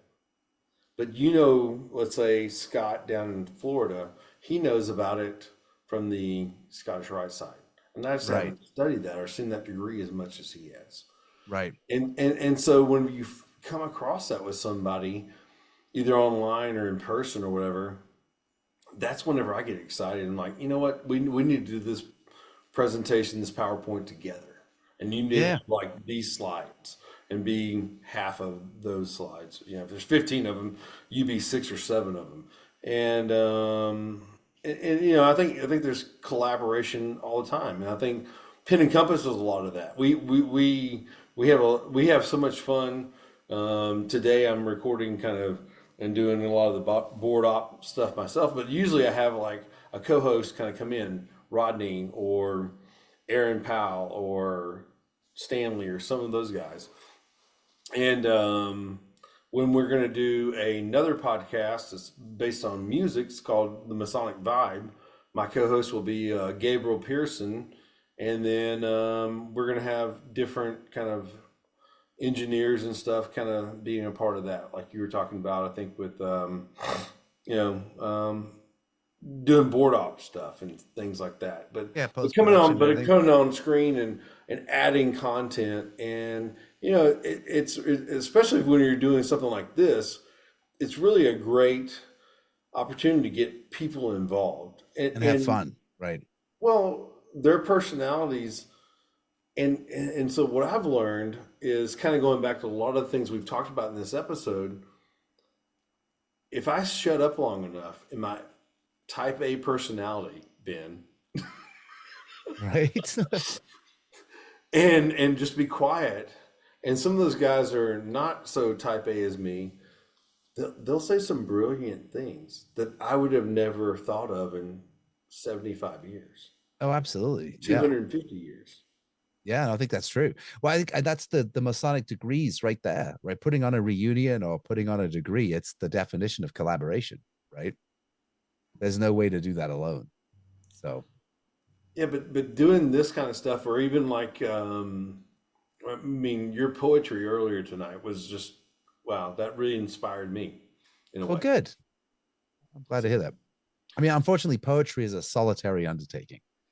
You can't really collaborate on a poem, unfortunately. Although you always have a muse, right? So it is definitely more than the individual, but the utterance of it, I think, is solitary. It's a very sort of exacting deal.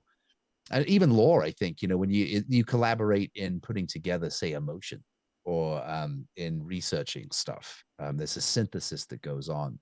But at the end of the day, the ultimate decision of word choice and everything is a solitary act.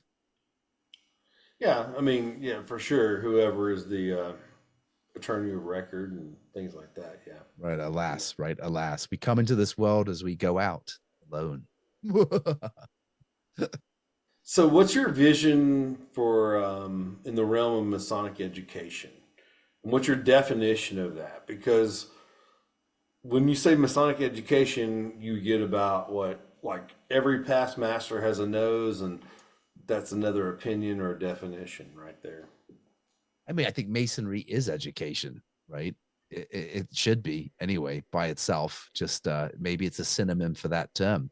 But no, what is Masonic education? There's so many different guises of it. I think obviously the way that it is modernly being applied is to the more sublime and subtle philosophies that underpin the form and ceremonies of our degrees.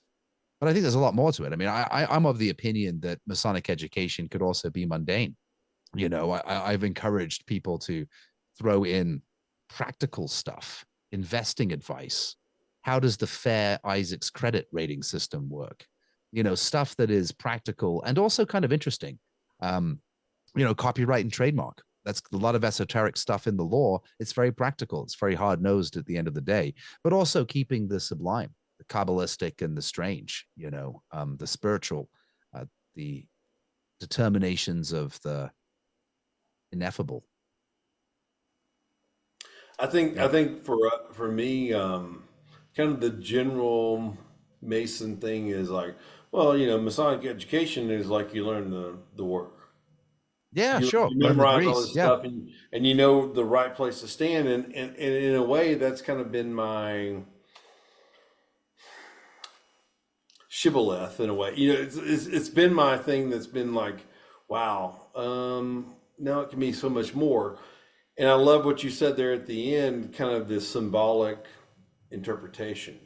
And I think it can be, you're right. It's a very broad term, and it kind of throws me off whenever I've talked about Masonic education and people want it to be, yeah, we need to teach people the laws. We need to teach people how to be a secretary. I'm like,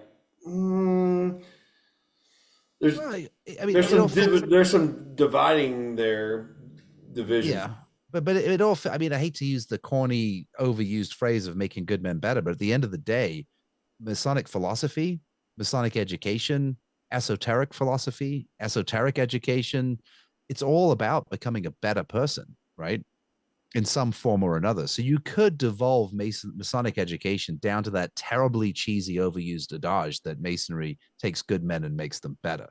And that is really cheesy and flat. But if you think about it long enough, that is the distillated idea, the distilled idea, the distillate of Masonry is to be a better person in the state, better husband, right? And better coworker, better boss, better employee. And I think all of those things come together. I say in our magazines, for example, you know, what is Masonic to be published? Does it have to be about the degrees? Does it have to be about the history of one of our rites?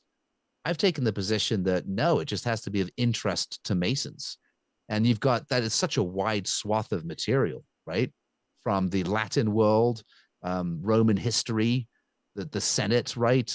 Shakespeare, even angels, demons. I mean, you name it. The cardinal virtues, the quadrivium, the trivium. You've got all of that stuff. Science. I think we should be writing about.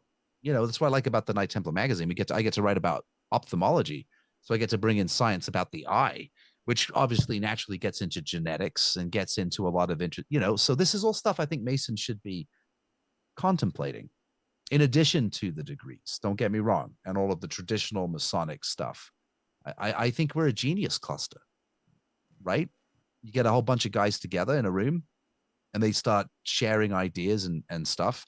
There's certainly nothing wrong with TED Talk type format for Masons. I love it. I mean, I just wish that it wasn't, oh, yeah, that's like memorize all these words that I just told you in your ear and regurgitate them. So, yeah. Hey, but that's good too, though. That memory work is like weightlifting, and you're learning a type of logical syntax that conditions the brain. Language, there is no doubt that language changes the way you see reality, right? So if you are fluent in Spanish, which I am not, you would see the world differently than somebody who is predominantly an English speaker. They're both left brain, but one is more right brain than left brain, right? There's different ways of saying things. There's words that we don't have that other languages do. Can I give you a quick story?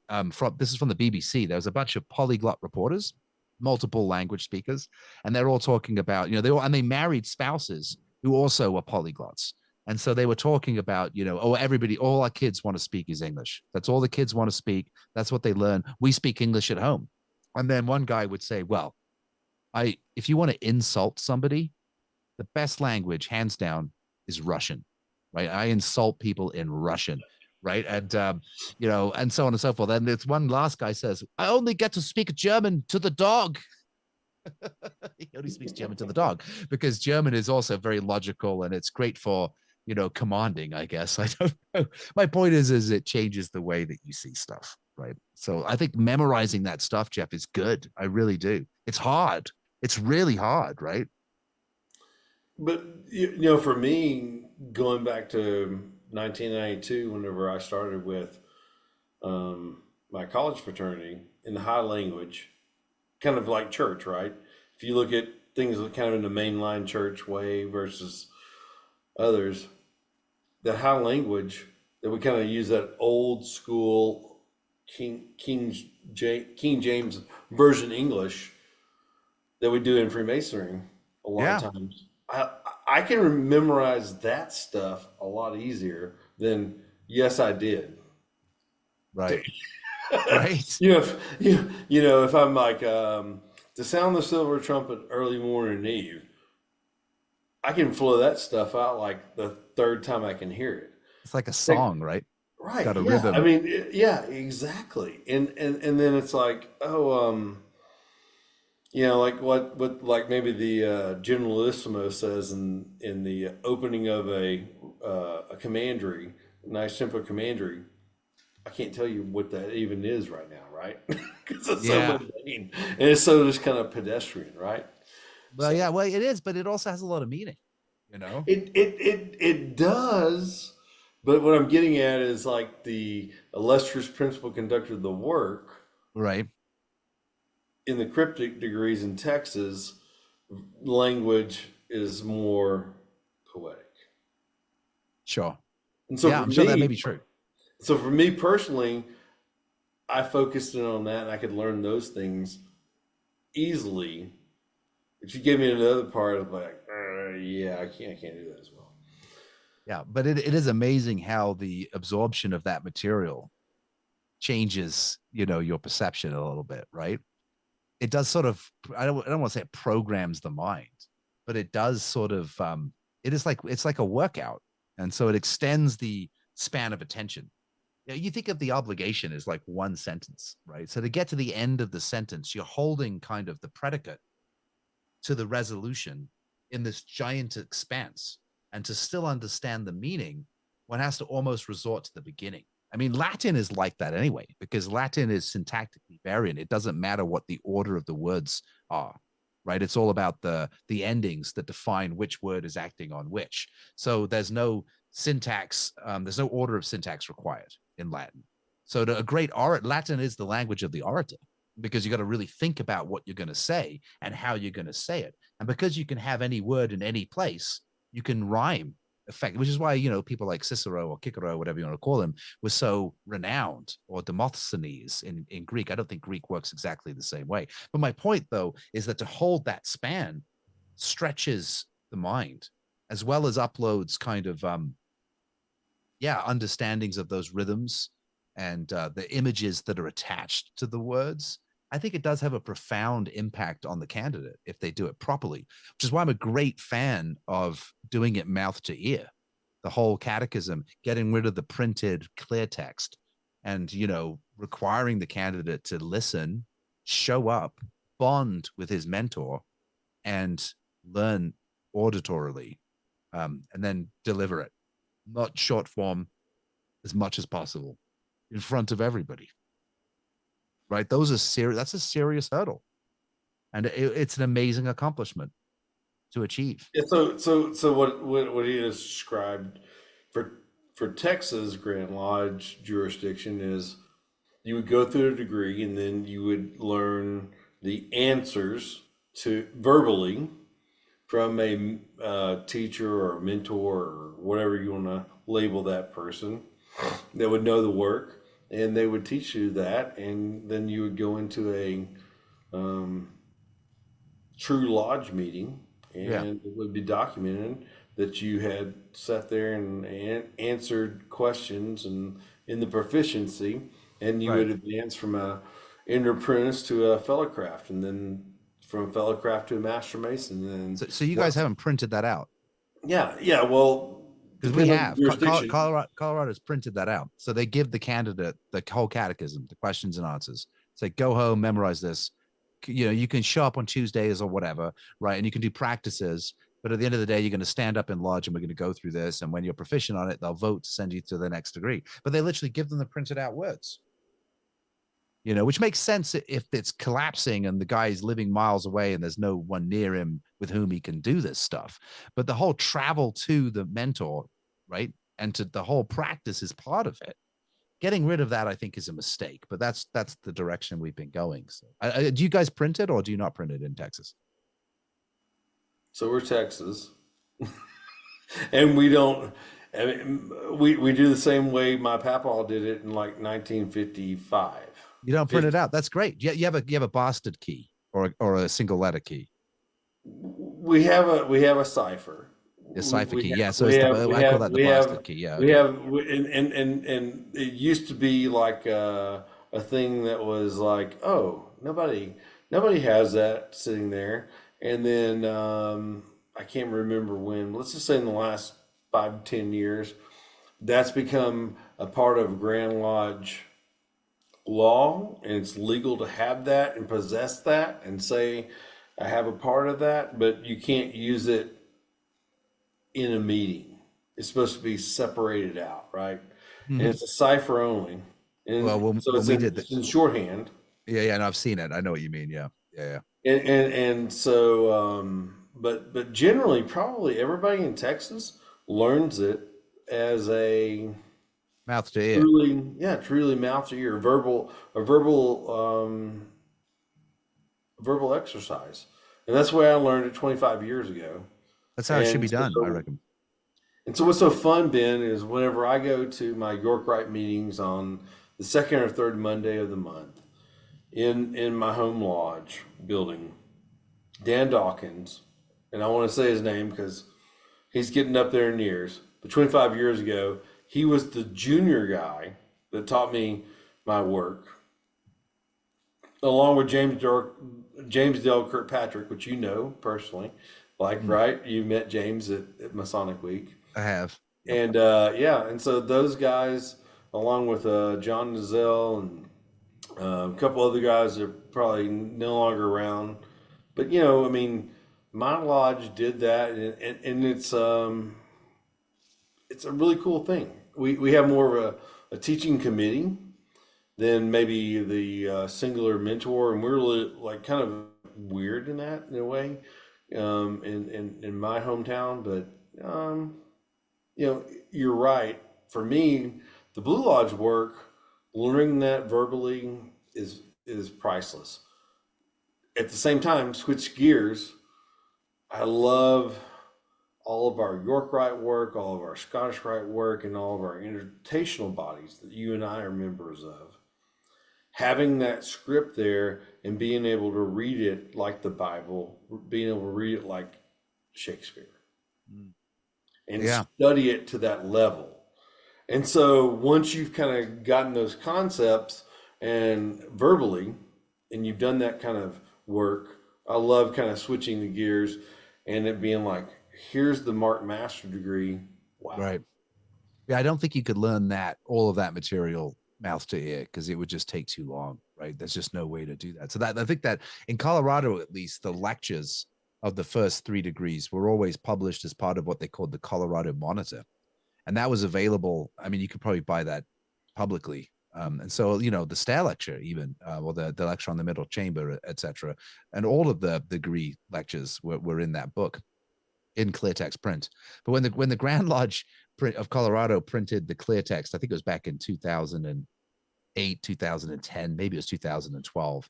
Originally, there was only supposed to be one allowed per lodge, and it was supposed to be in the hands of the secretary, and it was supposed to be used to cue, people during the work. And within probably a year, everybody had one. And I'm sure it's online. You know what I mean? I'm sure it's out there. So, anyway, I'll get off my other high horse. So kind of shifting gears. Well, I mean, this is kind of same thing. If you had a magical ability to kind of transform the culture of Freemasons, amplify Freemasonry, what would that look like? If you could just here's Ben, he's going to have on his wizard regalia, and he's going to have a magical wand or a staff, and it's going to I've got it right here. Moses parting the Red Sea. There Yes, it is, exactly. Jeff. The magical staff, the magic wand. Yes, the Mont That's Blanc. it. That's it. Yes. Well, it doesn't have to necessarily be Mont Blanc, but it is a Mont Blanc. No, the pen. The pen. Yes, that's it. And I would say that everyone has that power, right? And everybody should use that power to, I say this to people all the time. They're getting upset about Lodge. They're like, it's boring. I don't know why I'm going anymore. Nothing ever happens. My response has always been, well, have something to say. Be the change. Go to Lodge and do it yourself. Say, worship under good of the order, worshipful master, may I have 2 minutes to address the Lodge? By all means, right? And then go ahead and talk about something. Talk about what would interest you that you would like someone to say, but then I'll say, right? And then look it up and do it yourself. That's the way to do it. And if there's 15 to 20 people there and 19 of them could care less, or excuse me, 15, 16 of them could care less, but there's 1 to 3 that are excited about what you said, then you did a wonderful thing. Agreed. And at the end of the day, no one's going to hate you for sharing an idea. At least they shouldn't. So don't speak for 40 minutes. Use the whole Churchill speech. It should be long enough to cover the subject, but short enough to, like a mini skirt, long enough to cover the subject, but short enough to maintain interest. 5 minutes. Talk 5 minutes on it. Hey, I just wanted to share the other day. I was curious about the meaning of this term or whatever it is. I was looking it up online. I came up with this. What do you guys think? This is a realization, an insight I had. And then, sit down. So going further, do you consider yourself a mystic, Ben? I mean, that's a horrible thing to Jeff. These, yes, I do. So what's your definition of that, and how would you kind of unpack that? Man, okay. Well, I think there's, a mystic is probably somebody who is interested in the invisible realities, right? That which transcends perception, but which yet can be known. And we don't seek this knowledge for want of power or grandeur. We seek this knowledge for want of understanding. For Solomon tells us clearly that God created through understanding, and by wisdom did he wrought the heavens, so to speak. So I think that's the definition perhaps of a mystic that I would say today. It is more contemplative than theurgical, but that doesn't necessarily mean that a theurgical impulse isn't natural to man, if that makes sense. So sticking with this, do you ever have like visions or anything? Geez, Jeff, I wouldn't answer that question on a public channel. Do I have visions? No, not really. But have I had visions? Yes. But no, I don't go into sort of a trance these days. But hey, I would say that I like to meditate and pray. And I do like to spend time. Do I do that as frequently as I should? No. Do I do it as frequently as I used to? I haven't the time, alas. In fact, one should make time. But I do believe things can be revealed. Things can be made known. Knowledge can arrive without labor if one is patient. Often the answer appears. Gifts of the Holy Spirit. Yes. Divine appointments. Yes, perhaps. If we may be so bold, yes. So would you label yourself or describe yourself as an esotericist?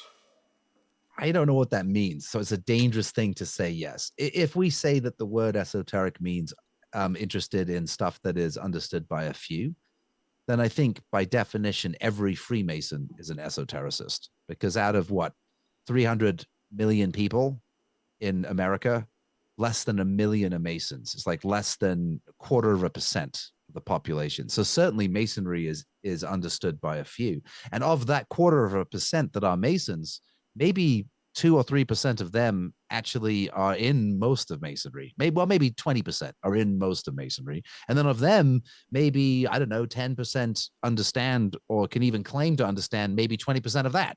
So we're all by definition esotericists. And that's a cop-out answer, Jeff, but I'm going to stick to it.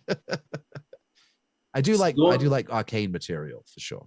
So going back into kindergarten through present day, what's your favorite subject matter of study? Wow. Well, it has changed and evolved. I really was into biology and chemistry. I thought science was very interesting. I got into soil science. I found that very interesting. The genesis, morphology, and classification of soil, which I likened to the folded dimension where the biotic and the abiotic combine. And therein I found great mystery.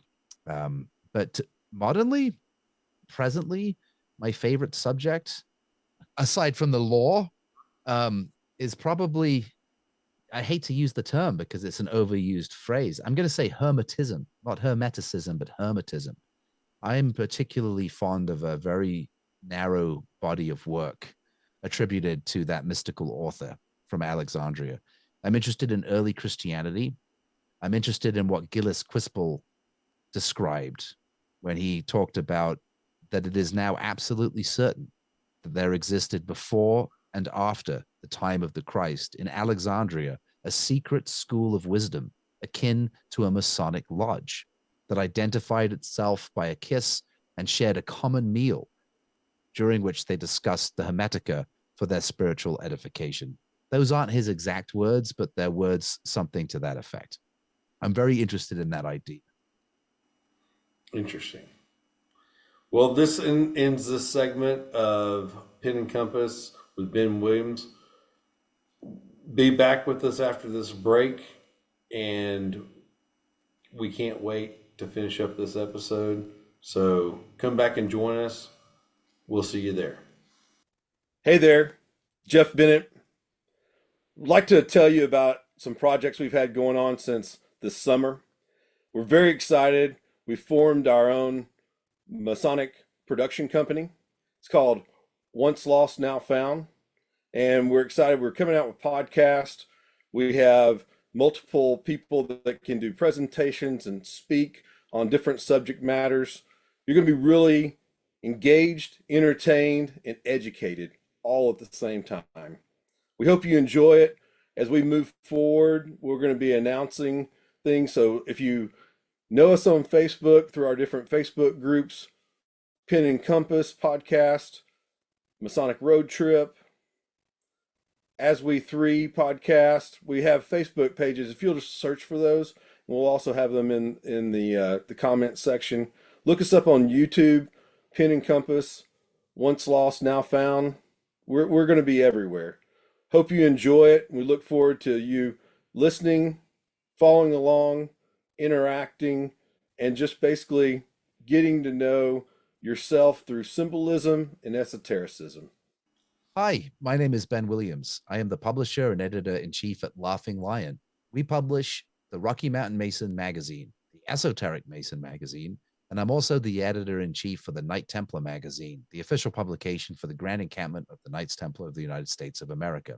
You can sign up for the Rocky Mountain Mason at rockymountainmason.com. It's $33 a year. You can sign up for the Esoteric Mason at esotericmason.com. To receive the Knight Templar magazine, you must be a Knight Templar in good standing of your local commandery. If you are not getting the magazine and you are a member of the Knights Templar in your local jurisdiction, speak to your recorder. Your address may be wrong in our system, but you should get the magazine 4 times a year. Thanks for listening to Pen and Compass, and I look forward to seeing you in the pages of our publications. Okay, so this is the final segment of Pen and Compass, our episode with Ben Williams. Awesome, awesome, awesome. He and I have had so much fun tonight. We're back in black. We have our black t-shirts on tonight. We're rocking it, and we're so excited. So this segment is going to be a little bit more lighthearted. We're not going to get so delving into symbolism and interpretation and kind of deep subjects. We're just kind of like, always in the last segment, it's kind of like an encore. We're just kind of like knocking it back, making it a little bit like a little bit more simple. But Ben has a wonderful poem that he wants to read for us. He's very excited about that. So we want to let him express his artistic creativity. Please. Thank you, Jeff. And you know, this is a poem that was inspired by Rex Hutchins on the way back from that bar after that unsettling discussion with a young lady there in Tucson, Arizona, on the eve of the memorial commemorating Rex's life and contribution to the craft. And I called it 33 squared because Rex had made one of those magic squares that you see, one of those cameos, and his added up to 33 in all directions, which by itself is a testament to Rex's intelligence. So 33 squared. This multiplicity of sins, in contemplation of these fetid origins, I know not where it begins. I swear I am holy. Upon the path, foot to foot, ascend in circles, hook and crook, time perfects, albeit slowly, the circumference of heaven. All is one, and one is all, but I am lost here with all. Nothing matters, all is holy. Then why am I so lonely? Life is wrought in fresh distraught, perhaps in reason, psychonaut. By God, I'm caught in vagaries unholy. The angels tend where I upend the ghost of my own body. All is made one in me. I extend totality. Nothing exists without the key of mortal mind and body. Here is where the world is made. Nothing lost, nothing gained. One and one only. The word is fire, in me inflamed, wherein the holy name is named. My friend, behold, the world is made, imageless, in you, holy. That was amazing. Thank you. Thanks, Jeff. And thank you, Rex, you know, to his memory. What a man. What a man he was. So, okay, back to the lighthearted stuff. Let's go. So this is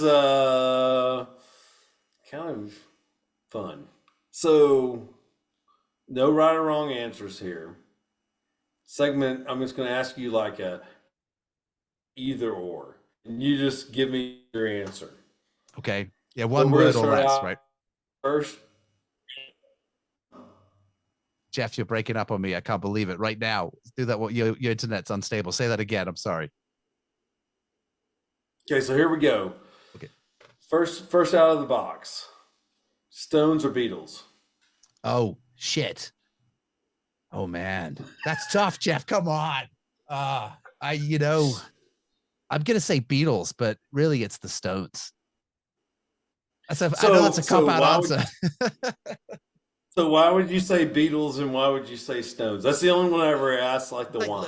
It's like Lennon or McCartney, right? The older you get, the more you kind of drift towards McCartney because whatever. So, man, I don't know. The Stones just are more sort of gritty and livable, right? That they just, you hear the Stones come on the radio and you get in there, right? And it's got that kind of wonderful syncopated rhythm by Keith Richards. You know, Keith's guitar, he's an underrated guitarist. I love Keith's guitar. And some of them are just iconic, but come on, the Beatles. I mean, like, you know, it's easier to sing along to the Stones than it is to sing along with Paul McCartney though, right? But my God, that's so different, Jeff. That's a horrible question. I love them both. No, it's a great quote. No, this is actually from No Reservations from Anthony Bourdain. I love Anthony Bourdain. Shit. Okay, well, yeah, I think for tonight. Speaking of black t-shirts, I'm gonna paint it black, right? I'm gonna say Beatles. I'm gonna say Beatles because I want to pretend that I'm a good person. No, well, anyway, if you go and watch episode 4 with TJ Brumfield, I give my kind of counter interpretation of why the Stones over the Beatles. Okay, I could probably agree with you, Jeff. I probably agree with you, but I'm going to stick with my answer. I'm going alphabetically. No right or wrong answers here. That's true. So Star Wars or Star Trek? That's easy for me. Star Wars, man. Totally. Stevie Ray Vaughan or Eddie Van? Oh man, you're breaking up on me. It's Steve. Was it Stevie Ray Vaughan or Eddie Van Halen? Stevie Ray Vaughan or Yeah, Stevie Stevie Ray. Ray Vaughan or Eddie Van Halen? I'd go Stevie Ray Vaughan. What about Willie or Waylon? Jennings, Willie Nelson, or Waylon Jennings. Willie Nelson or Waylon Jennings? Yes. I'd go with Willie because I don't really know who Waylon Jennings is. I know his name, so I'm sure I've heard his stuff. I know Willie Nelson, so Willie Nelson. Hank Senior or Hank? Oh man, you keep freezing. Was that Hank Senior or Hank Junior? Hank Senior or Hank Junior? I don't know either well enough to make an opinion. I'll go with the older. I'll go Hank Senior. Elvis or Johnny Cash? Ooh, oh, that's hard. It would be Johnny Cash, but I do like some good Elvis, like the Unchained Melody. I mean, Elvis may take it just for the Unchained Melody, man. That one song. Did you hear him? Oh, geez, there's some great footage of him on YouTube where he sings that randomly out of the blue, and it made my hair stand up on end. That's why he's the king, brother. But Johnny Cash, sorry, Elvis. I'm wearing So we're black for recording Christ's this sake. in Elvis's birthday week. January the 8th is Elvis's birthday, by the way. No, that's terrible. But I'm wearing black. You know what am I going to do? It's got to be Cash. They both wear black. I mean, they're both that. So let me ask you this question. So because you're from England, there's a lot of questions that are going to go kind of more that way. Okay, Soccer these are or the rugby? Anglophilic questions you were mentioning. Yes, exactly. Anglophile questions. Okay. Soccer or rugby? Rugby for me, buddy. Although I don't do it anymore. And I don't really follow it either, but you know. Cricket or tennis? Let me just say why, because this is an old thing they say. Like rugby was a game invented for hooligans that's played by gentlemen. Soccer was a game invented by gentlemen. It's played by hooligans. Yeah. So what was the next question? And I watch a lot of soccer, so we'll Exactly. put that away. I rest my case, Your Honor. Hooligans and shenanigans, right? So, cricket or tennis? Tennis. Yeah, shit. I shouldn't say that, but it's true. Tennis. Wimbledon. Yeah, bring me the strawberries. What about tennis or pickleball? Oh, tennis. Pickle. I'm probably better at pickleball, but no, pickleball is not even a sport. Darts or snooker? Oh shit, man. Probably, if I was gonna watch it, it'd be snooker. If I was gonna play it, probably darts. Polo or horse races? Oh, I have to say polo. Yeah. My mom used to run a polo club, so but she also did horse races. She did horse trials, but no polo. Polo's more dignified, darling. Led Zeppelin or The Who? Oh shit. It's Led Zeppelin, but I friggin' love The Who, man. It's because of Jimmy, come on, Led Zeppelin. It's gotta be Zeppelin. But The Who are amazing. These are tough questions, Jeff. Does one of them have to die, or are we just preferring one?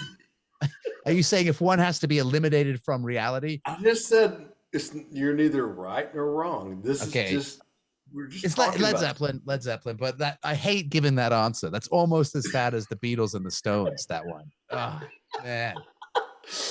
This is like the best part of this is why I love this segment so much. Queen. Oh, this is like you're gonna like really freak out on this one. Queen or Pink Floyd? You're right. That's not fair. That's not fair at all. I'd go with Pink Floyd. I would probably go with Pink Floyd, but I do love Queen. I mean, Freddie Mercury. Amazing. This might be easier. AC/DC or Black Sabbath? AC/DC, man. Because I love Ozzy Osbourne. I love Randy Rhoads, right? Randy Rhoads was Black Sabbath, but friggin' Ozzy, I don't think Ozzy's lyrics were that deep. Whereas friggin' AC/DC are lawless and they're rock and roll, full on. Yeah, I always say that "You Shook Me All Night Long" is like the perfect rock and roll song. Yeah, yeah, ever. Yeah, even Knock more me than out with like those all the American other Thighs, baby. AC/DC songs. Yeah. So Def Leppard or Motley Crue? Oh wow, that's a tough one. I don't really know those guys as well, but I'd probably go Def Leppard because they're English. I think Motley Crue's English too, aren't they? Yeah, they're all LA and kind of American. Yeah. So Okay. Middle Earth or Narnia? Oh shit. I'm gonna say Middle Earth because my mom read to me the Lord of the Rings and The Hobbit, but my wife is reading The Hobbit right now to our daughter. Literally right now, she just finished The Hobbit while we're on this podcast. Plato or Aristotle? No contest, Plato, but I love Aristotle. Sean Connery or Daniel Craig? Sean, hands for Bond, right? Hands down. No one. Sean is. There's no other Bond. None. Although Craig was better than the others. Double decker or tube?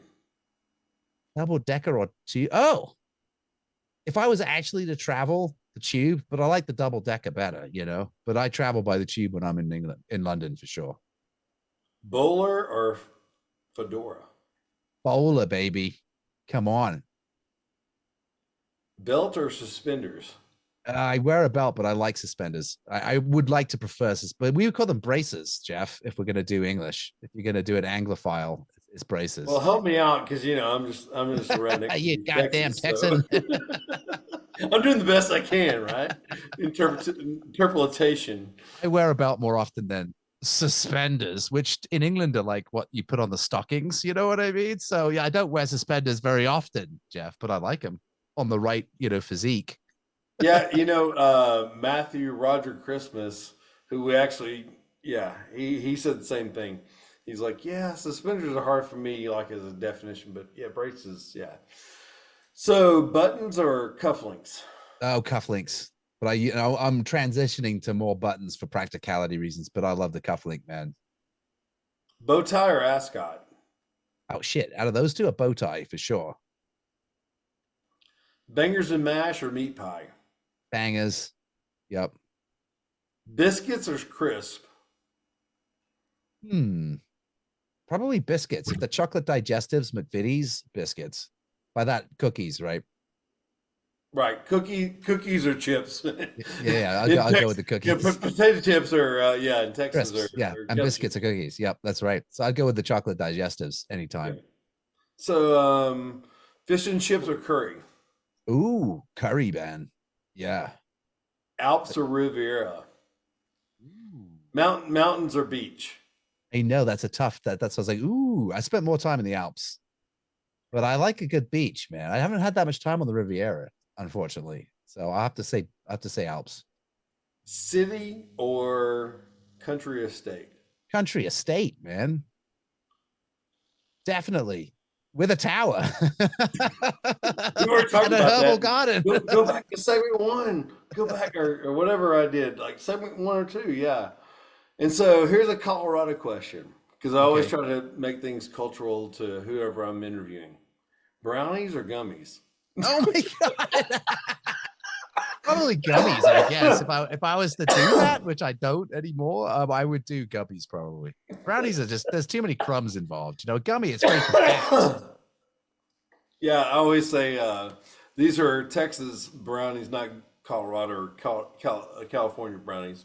Yeah. Well, are you guys ever gonna sort of decriminalize it down there? Have you done that yet, or has that not happened? No, Oklahoma is about the nearest place. Yeah, that's interesting. Yeah. Well, I do not partake of that anymore, but I have nothing against it. Your Masonic career going forward, what do you think about that? My Masonic career going forward? Yeah, I don't think about it, Jeff. To be honest with you, I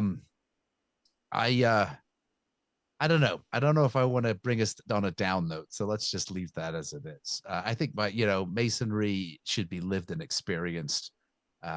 I'm not looking for, I have another career. That's my career. I look at Masonry as a fun place. Do I need to join anything else? I don't need to join anything else. You know what I mean?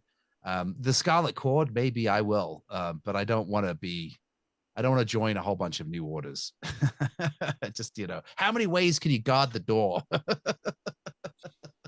So with that, how many things, I counted them up a little while back with my college fraternity included and a few other side things outside of Freemasonry. And I was like 108 individual. If you look at the bodies. the You might be chair more than me, degrees. Jeff. That sounds like a lot. I don't know. I know I spend like $3 to $5 grand a year in dues. I know that much. I don't know how many. I mean, are you including like multiple memberships in the Blue Lodge, like 3 lodges in Blue Lodge? No. Well, I haven't done that, but I'm talking about like chair degrees and all the 29 degrees of the Scottish Rite and Oh, all the if you stuff add in in the all of York Rite those, and okay, yeah. I mean, if you add in all of the Scottish Rite and stuff, I might be up there too. But if I was just thinking like Scottish Rite, York Rite, if you just take the rites themselves, no, I'm talking um, about like the individual steps themselves. well, in the individual steps, I haven't done that. I haven't counted them all. But yeah, it would be. I mean, yes, I think probably easy. I don't know. I'm a member of just about everything except for the Red Branch of Erie, the Scarlet Cord, some of the AMD stuff at Masonic Week, the Jolly Corks. I never joined the Shrine. I didn't join the Grotto. Um, but other than that, I'm not a member of the Order of the Bath. So what I'm not a member of, the Order of the Bath, the Jolly Corks, the Red Branch of Erie, the Scarlet Cord. I never got the Purple Cross in the college, and I'm not that active in the college anymore, so I probably won't get that. I'm not a 33rd. I didn't get a 33rd. Um, and I am not the Order of the Bath. I think that's about it, though. I'm in a lot of other stuff anyway. So Yeah, well, I appreciate you being here on this episode tonight. We're recording it on a Sunday night, and appreciate your time and your candor and your just overall friendship and companionship and your support that you've always given to me personally. And so, thanks, Jeff. And likewise, buddy. Likewise. And good luck with this. This is going to be fun. I think you're going to have a good time doing it. So keep well, going. I'm particularly excited to showcase you as a part of our Esoteric Summit that's coming up June the 7th in San Antonio, Texas. And have you as our keynote speaker talking about Martinism. And then, you're going to be involved in like 2 other segments that day, one about Hermetic philosophy, as well Cool. as the speakers panel where you talk about kind of your creative process. Cool. We're going to be involved in all that weekend and that Saturday. So it's going to be a really fun time, and I hope everybody that listens to this has a chance to buy a ticket and show up, and we'll go forward with that. So with that, thank you so much for watching this episode of Pen and Compass, and we look forward to engaging you in a really great conversation going forward next time. Catch you later. Thanks.